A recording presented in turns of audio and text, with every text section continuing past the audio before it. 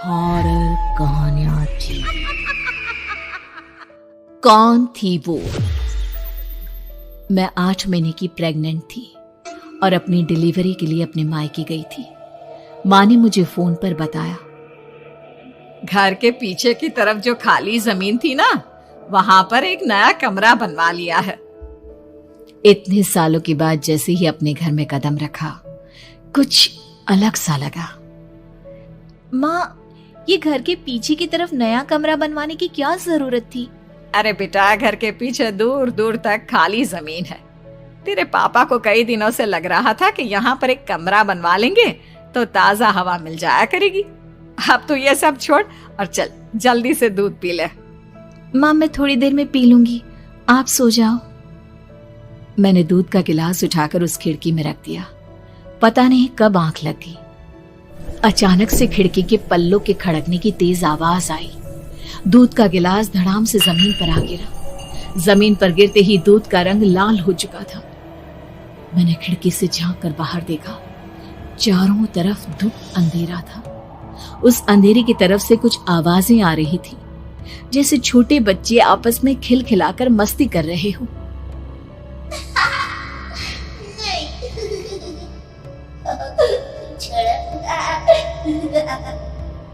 इतनी रात को इतने घनघोर अंधेरे में बच्चों की आवाज कैसे आ रही है? घड़ी में वक्त देखा तो ठीक 12 बजे थे। देखकर मैं सन्न रह गई। बुरी आत्मा और भूतों की कई कहानियां मैं सुन चुकी थी। वक्त भी कुछ ऐसा ही था। ऊपर से मैं प्रेग्नेंट। सुना था कि ऐसे वक्त में अक्सर बुरी आत्माएं औरतों का पीछा करती है, तो क्या मेरे पीछे भी?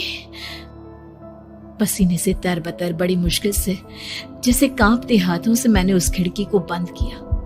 जल्दी से जल्दी उस कमरे से बाहर निकलकर माँ के पास जाने के बारे में सोचा, लेकिन जैसे ही दरवाजे की तरफ पलटी, लगा कोई साया हवा की स्पीड से दरवाजे के सामने से गुजर गया।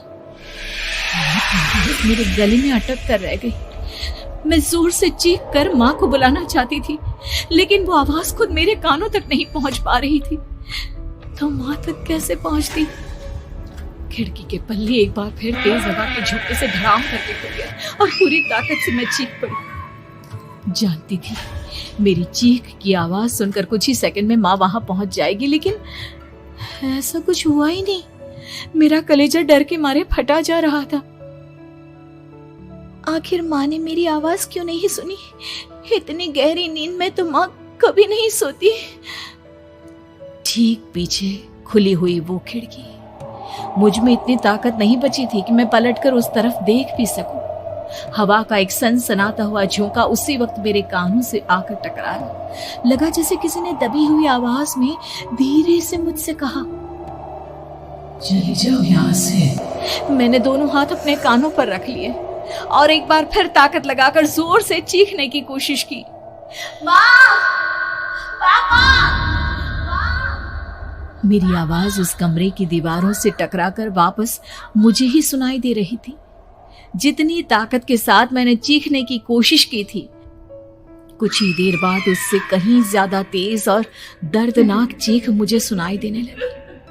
ये आवाज ठीक मेरे पीछे खिड़की से आ रही थी। वो आवाज मेरे कानों में पिघलते हुए लोहे की तरह गिर रही थी। उन आवाजों में हैवानियत थी। वो आवाजें किसी इंसान की नहीं है, इतना मैं समझ चुकी थी। कांप रहे हाथों से मैंने अंधेरे में कुछ ढूंढने की कोशिश की।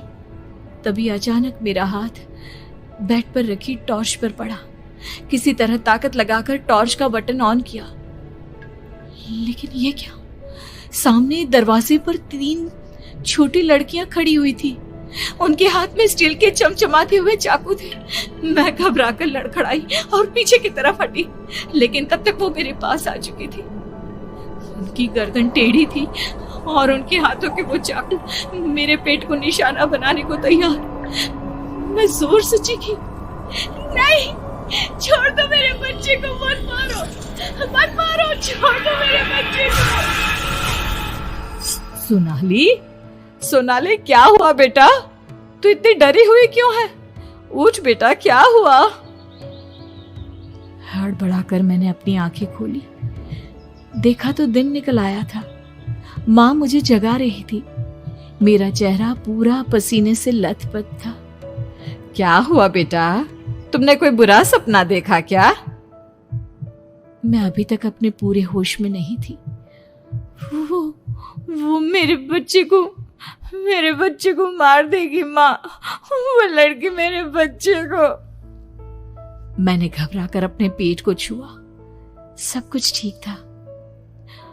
और वो दूध जो रात को यहाँ पर गिर गया था, उसका रंग लाल हो गया था।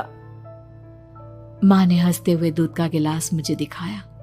तुमने दूध पिया ही नहीं, पूरा का पूरा ऐसे ही रखा हुआ है। तुमसे कहा था ना सोनाली, सेहत के लिए लापरवाही ठीक नहीं बेटा। लेकिन मैंने तो सब कुछ अपनी खुली आंखों से देखा था। ये सपना कैसे हो सकता है?